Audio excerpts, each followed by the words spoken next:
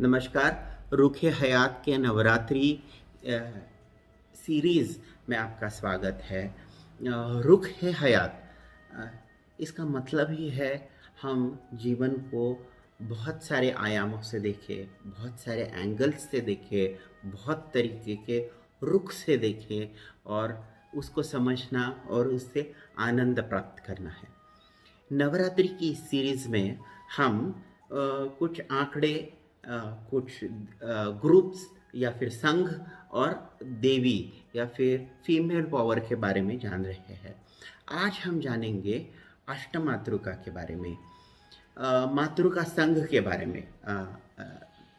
मातृका यह शब्द जो आता है वो संस्कृत के शब्द मातृ से आता है। मातृका यानी कि मातृओं का, माताओं का संघ। कभी कभार आप त्रिमातृका देख सकते हो या फिर कभी आपने सुना होगा पंचमातृका, कभी आपने सुना होगा सप्तमातृका, कभी आपने सुना होगा अष्टमातृका। मातृकाओं के वैसे तो अन्य अन्य तरीके दिखाए गए हैं, बताए गए हैं भारतीय दर्शन शास्त्र में।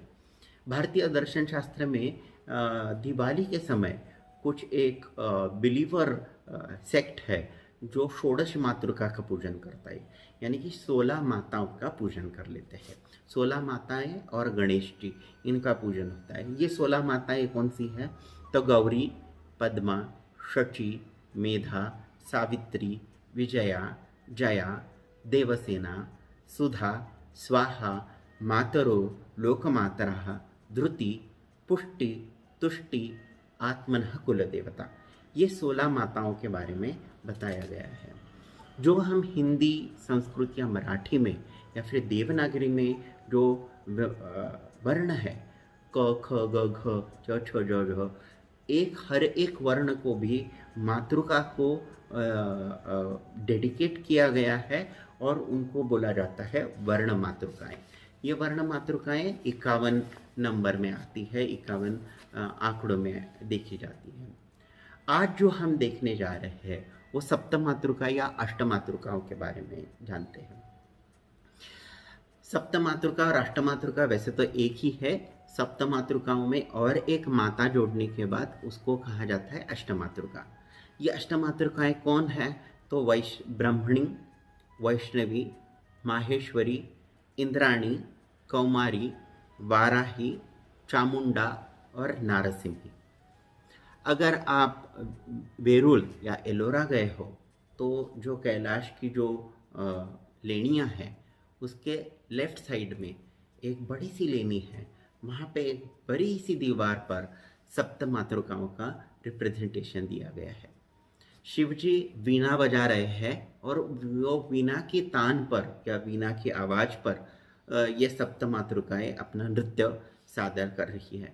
वैसे ही भारत के अन्य बहुत सारे मंदिरों में आप अष्टमातृकाओं का रिप्रेजेंटेशन देख सकते हैं।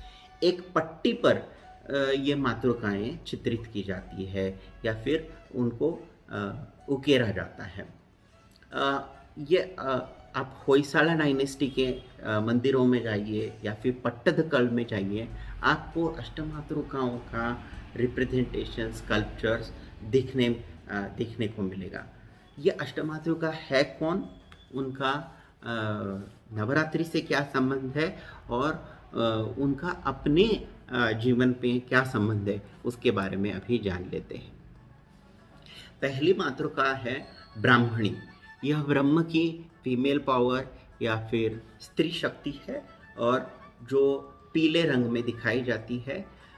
ब्रह्मा जैसे कि अक्षमाला धारण करते हैं, कमंडलू धारण किया है, पुस्तक या फिर कमल धारण किया है। उसी तरह ब्राह्मणी ये देवी भी जो ब्रह्मा की स्त्री शक्ति है, ये अक्षमाला, कमंडलू, कमल या फिर पुस्तक धारिणी देवी है।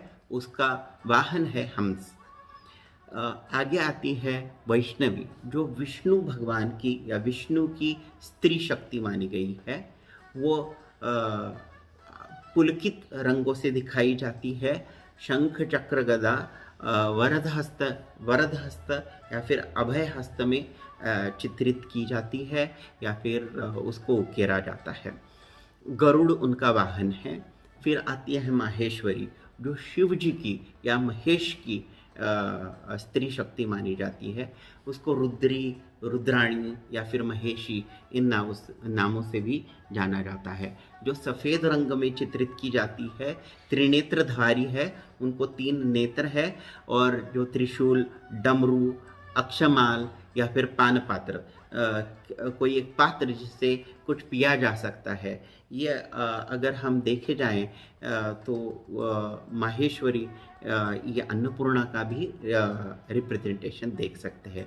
कभी कभी एकदम एक्सट्रीम बिलीफ सिस्टम जो है कापालिक सिस्टम जिसको हम बोलते हैं, उसमें माहेश्वरी को सर का स्कल या फिर कवटी पर धारण की हुई भी दिखाई जाती है। एक देवी का जो वाहन है वो नंदी है। इंद्राणी जो इंद्र की स्त्री शक्ति है, उसको वज्री या महेंद्री भी कहा जाता है। इंद्र का जो वज्र है उसके नाम से उसको वज्री भी कहा जाता है। इंद्र की तरह ही उनको सहस्त्र चक्षु या सहस्त्र आंखें हैं, और वो वज्रधारी है, वो गदाधारी है, और उन्होंने कमल भी धारण किया है। हाथी उनका वाहन है। फिर आती है और दक्षिण भारत में इस देवता को बहुत माना जाता है, जो कुमार या कार्तिकेय की स्त्री शक्ति मानी जाती है। उसका नाम है कौमारी। उसको कुमारी, कार्तिकी या अंबिका इन नामों से भी जाना जाता है। वो कुमार या कार्तिकेय की स्त्री शक्ति है। उन्होंने कुमार या कार्तिकेय की तरह ही सेनापति होने का आवेश है उनमें, और उन्होंने सेनापति का दंड धारण किया हुआ है। एक टांक नाम का चांदी का सिक्का भी कभी कभी ये देवी धारण करती है, या फिर धनुष्यधारी ये देवता है जो मोर के ऊपर आरूढ़ है। फिर आती है वाराही। विष्णु के 10 अवतारों में से एक वराह अवतार है। सो ये वाराही उस वराह अवतार की स्त्री शक्ति मानी जाती है।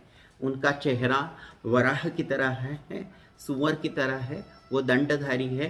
कभी कभी चक्र, शंख, पद्मधारी भी दिखाई जाती है, या फिर तलवारधारी भी ये देवता चित्रित या उकेरी जाती है। फिर आती है चामुंडा। अब तक हमने देखा कि ब्रह्म की शक्ति ब्राह्मी, इंद्र की शक्ति ऐन्द्री, विष्णु की शक्ति वैष्णवी, शिव की शक्ति माहेश्वरी। परंतु चामुंडा ये शक्ति है वो स्त्री देवता की ही स्त्री शक्ति रूप है। वो चंडी देवी की स्त्री शक्ति रूप है। दिखने में बूढ़ी सी है, जिसका पेट अंदर चला गया है। वो शव के ऊपर या प्रेत के ऊपर उसका आसन प्रेत है। वो डमरू, त्रिशूल या पानपात्र पकड़ी रहती है।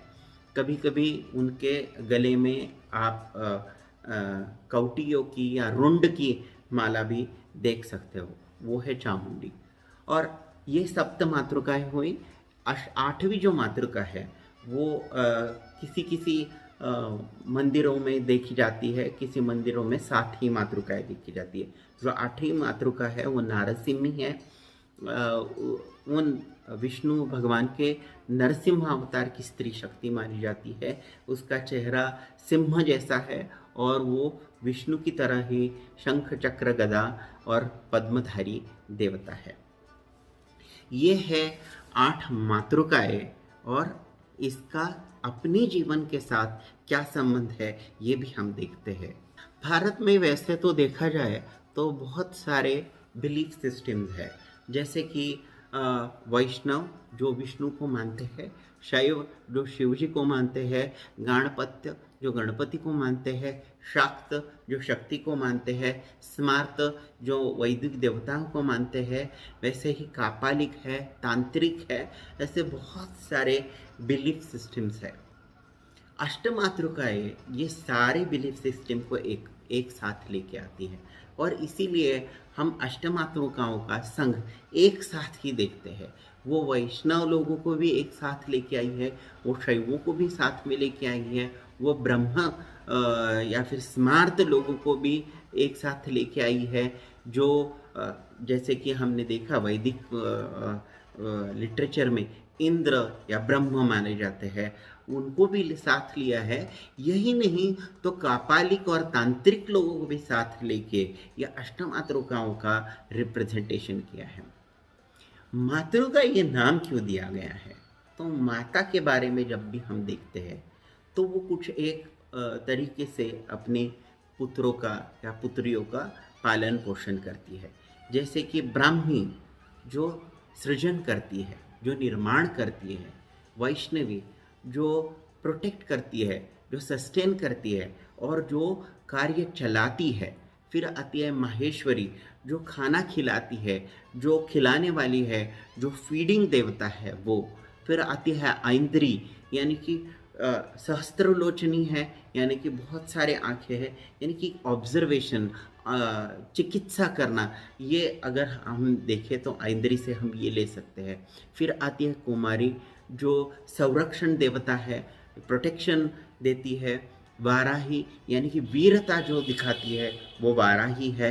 चामुंडा यानी कि जो अपने जीवन में जो दुख है या फिर जो सफरिंग है, चामुंडा का रिप्रेजेंटेशन ही बुढ़ापा, चेहरे पे आई हुई झुर्रियाँ, पेट अंदर चला गया है और मृतावस्था में आई है। जो सफरिंग है वो भी चामुंडा की रिप्रेजेंटेशन हो सकती है।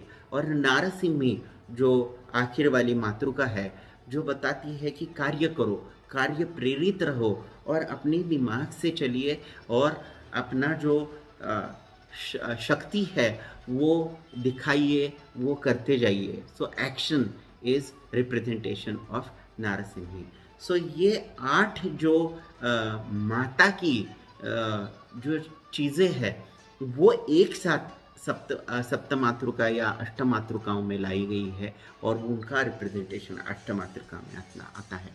इसीलिए रुख हयात का जो मेन मोटो है वही है कि अपनी जो हयात है या फिर अपना जो लाइफ है या फिर अपना जो जीवन है उसको अलग अलग रुख से देखा जाए, अलग अलग आयामों से देखा जाए, मल्टीपल एंगल्स से देखा जाए और ये देख के उस जीवन का आनंद लिया जाए। देखते रहिए, लाइक कीजिए, कमेंट कीजिए, फीडबैक दीजिए और सब्सक्राइब कीजिए रुख हयात। नमस्कार।